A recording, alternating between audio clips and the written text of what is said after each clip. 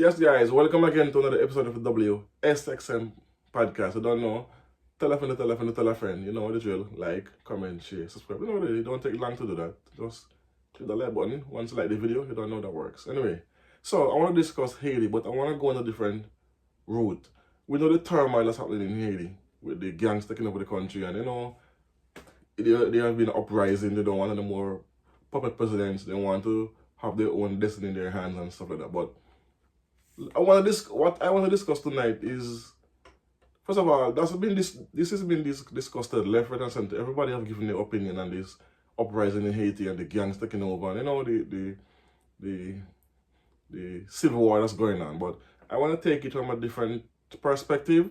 Let's talk about how the country came to this in the first place. So take a look at this video, so you get an idea where I'm coming from, and then I'm gonna put my 2 cents in it after. Take a listen. Boom. Have you heard of the term war reparations? It's a specific type of payment given by a losing country to the winner of a war. This has always taken place in history.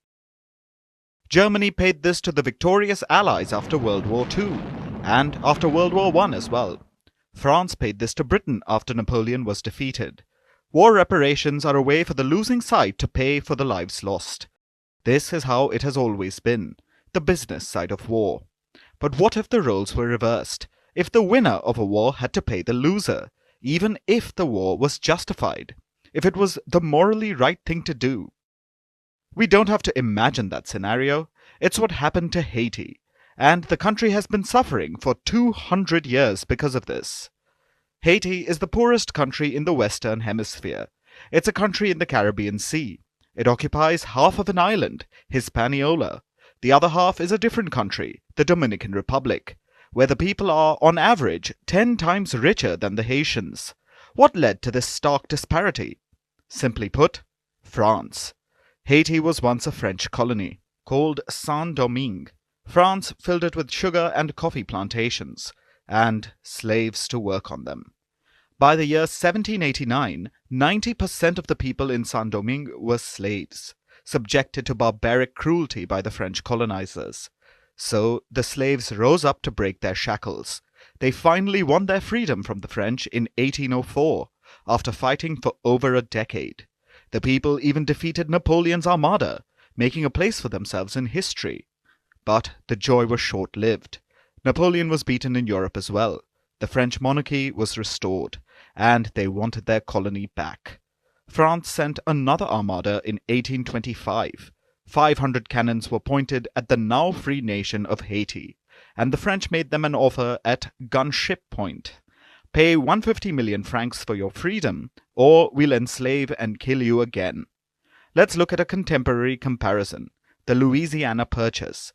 The US actually purchased much of the present-day South and Midwest from France, back in the year 1804. More than 2 million square kilometers of land, about 77 times the size of Haiti. How much did the US pay France? 80 million francs, or $15 million. 21 years later, France forced Haiti to pay almost double this amount, 150 million francs. Now obviously, Haiti did not have that kind of money, so France made it borrow the money from French bankers. There were banker fees and interest, which meant Haiti was paying off the ransom for 122 years. The final payment was made in 1947. That is when Haiti was free of the French debt. So how much do you think the total debt was worth? Well, that is a question that will be debated by a United Nations group, the UN Permanent Forum on People of African Descent. 20 NGOs have come together. They're asking the forum for justice. They want France to return what it took from Haiti. When you add interest, it may be between $150 to $200 billion. France will deny this, of course. They have only ever acknowledged a moral debt that they owe Haiti, never actual compensation. Haiti is the poorest of its neighbors, brimming with gang violence and a history of impoverishment. The French robbery played a huge part in this mess, and this time, Paris should be the one paying. So guys, there you saw the video. It says a lot that happened to Haiti for the past 2 centuries. Because we all know about Haiti was the first black colony to get independence, when they defeated Napoleon and embarrassed the French on a global level, and they vow to never let Haiti see peace. There was a vow by the French, because they could not believe a black general who was once a French general turned on them and defeated them with a whole entirely by a black nation. So they could not. The defeat was so embarrassing, and it was so disgraceful to put in their eyes that they said, no, we're gonna make you an example for centuries to come, and that's what they did. So the video explained a lot of it, where they have the French tell them, in order for you to get your independence, you have to pay us, I think it was 120 something million at the time, which was a lot of money. It took them 122 years to pay it off. And what the French did, and which was brilliant on their part, strategically, they allowed the Haiti to borrow money from the French banks, which means they control the interest rate, the amount they're going to give them and how they're going to pay it back. And the payment plan was for 122 years, which was paid off in, as the video said, in 1960 something, if I don't want to make a mistake, but somewhere there. So we know that they stopped paying it, but what happened now? After they stopped paying back that loan, they could not catch themselves financially. They could not stand on their own 2 feet as a country, because what? They have been holding to a loan that was diabolical on the French part, but it was illegal, but they didn't know this at the time. So even though they have resources in Haiti, which they do, because most people don't know this, Haiti has oil. Haiti has more oil underground than Venezuela do, and Venezuela have a lot of oil. And they have a mountain, they have an next other resource, I forget the name of it, it's not coming to me right now, sorry for forgetting the name of it, but they have a mountain of, what is it again, something similar to coltan, where you used to make phones and stuff. It's the same substance found in Haiti. Mountains of it. The Americans know this, and the other ones mining it and taking it to the country undercover. And they don't think people know. Anyway, let's get back to this. So, if a country does not have any financial standing, they will always have turmoil, which is what happened in Haiti. And as I said, the French had vowed to never make them see peace. So, they put up roadblocks and hurdles in the way for the Haiti presidents to bring the country forward into the modern time. They have assassinated a few good Haitian presidents, like what they did in Africa. This is what they do. Whenever a president comes about that actually want to build the country and help the citizens, they always take them out. Always. And they did that in Haiti when they take out the two presidents, and the last one was taken out by the Americans allegedly and mercenaries. And they this man was trying to stop the Americans from stealing their resources, and then that's where they all went down the hill. Because Haiti is a beautiful country, contrary to what people might believe. It's a beautiful country. I have a lot of friends from there, and they show me. I've never been there myself, but I have seen videos and pictures of beautiful places in Haiti.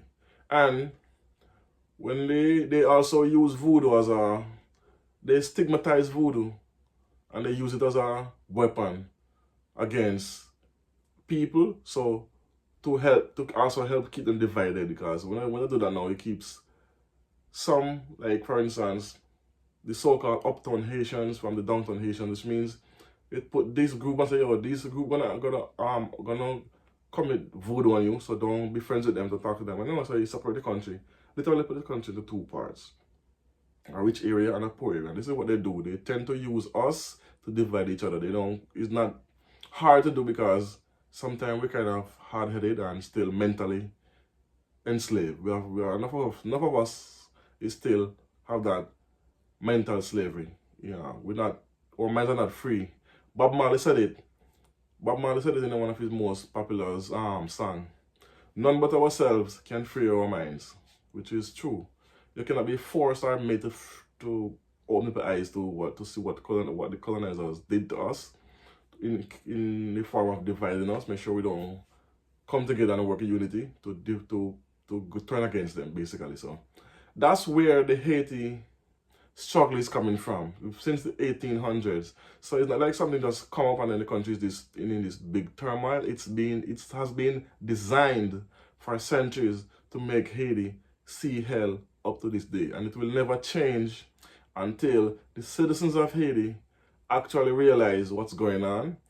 They still haven't completely, because the fact that these gangs are taking out each other shows that they're still not seeing the bigger picture, because you are doing what they wanted to do in the first place by keeping them divided so they can keep on stealing the oil and all that from the country without, and the country is not benefiting from it up to today. So that's just my 2 cents on it. Let me know if you think what I'm saying is factual or not. As always, I'm open to a dialogue. Keep me up in the comment section. I reply so you don't know what that is. So thanks for watching. Thanks for listening. Don't know. Boom.